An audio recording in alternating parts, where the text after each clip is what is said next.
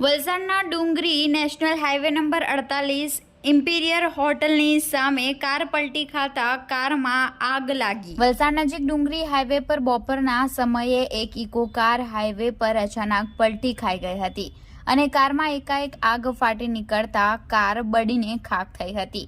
સદનસીબે કારમાં સવાર લોકો સમય સૂચકતા વાપરી કારમાંથી નીકળી જતા તેઓનો ચમત્કારી બચાવ થયો હતો અને આગ ઉપર કાબુ મેળવવા માટે વલસાડ ફાયર બ્રિગેડની ટીમ તેમજ 108 એમ્બ્યુલન્સની ટીમ દોડી આવી હતી। આ બનાવને પગલે હાઈવે પર ટ્રાફિક જામ થઈ જતા પોલીસે કામગીરી હાથ ધરી હતી।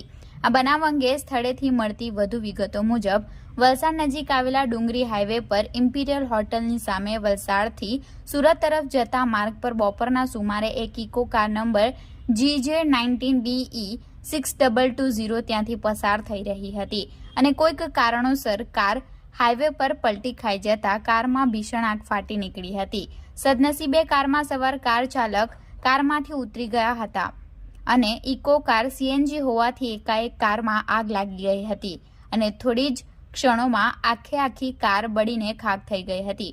આ બનાવ બનતા તાત્કાલિક આસપાસના લોકો મદદ માટે દોડી આવ્યા હતા અને હાઈવે પરથી પસાર થતા વાહનો અટકાવી ફાયર બ્રિગેડને ઘટનાની જાણ કરી હતી। સાથે કોઈને જાન કે ઈજા નહીં પહોંચી તે માટે તકેદારીના ભાગરૂપે 108 એમ્બ્યુલન્સને પણ જાણ કરવામાં આવી હતી।